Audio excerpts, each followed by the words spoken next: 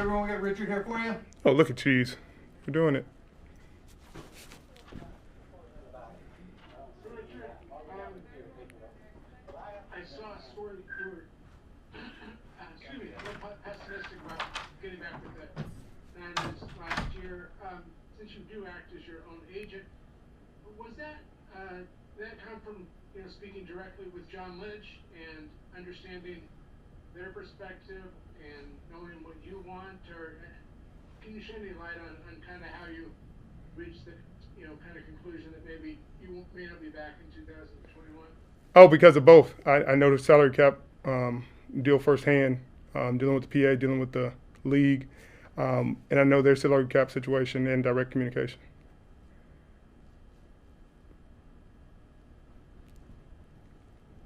Richard, we were just talking to Eric, who's the Walter Payton Man of the Year nominee. You've obviously been very involved in the community throughout your career. When you see a young player getting involved in doing so much, what does that do, and how has he influenced your teammates? Man, I mean, he. It's not about how he influenced the teammates. It's just about how special he is as an individual. I think some people get confused. Saying, "Hey, man, he's an NFL player. He has to be active in the community. He has to do this. He has to." Nobody has to do anything. We're just normal people who play professional football.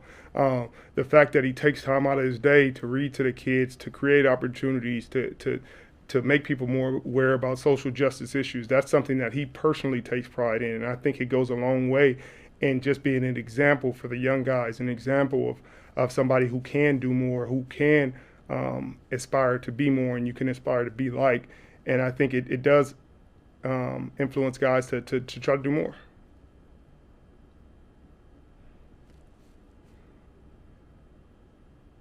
Hey, Richard, you've faced Alex Smith in the past, different quarterback now, but what do you see on tape, and what do you think of his comeback story this year?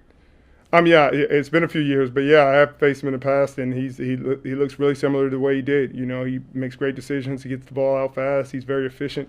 But I'm incredibly excited for his comeback. He had that gruesome injury. Everybody knows the story, and for him to come back and show the confidence. And there's so many people who are like, he didn't need to come back. He didn't need to. And sometimes, it's about proving something to yourself more than anybody else. Proving something to your family. Proving, that you can do it. And I think that's what's really special about this. He's proven that it can happen. I think it's really inspirational.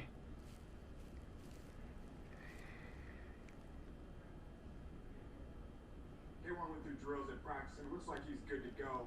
When you watch the defense when number 24 is on the field, I'd argue he's the best run defender, and he also has an knack for making plays. What does K1 bring to the defense that the average fan may not recognize? He brings a ton. It's immeasurable, his impact.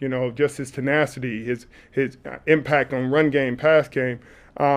He's just like a freaking shark out there. That's his nickname, is a shark, and that's what he is, man. He impacts every aspect of the game when he's out there. They have to account for him. If he's playing, they have to game plan for him, and he's a true impact player.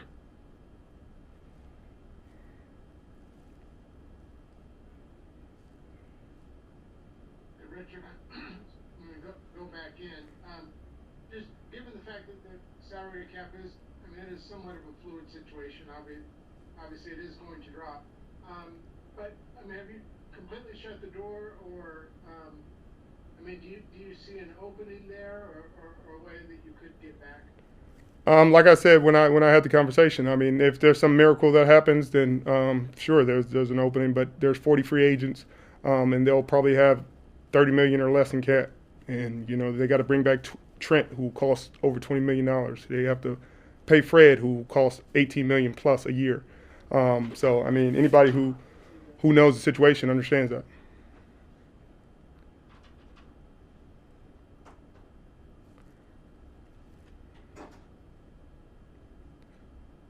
Thank you. Richard?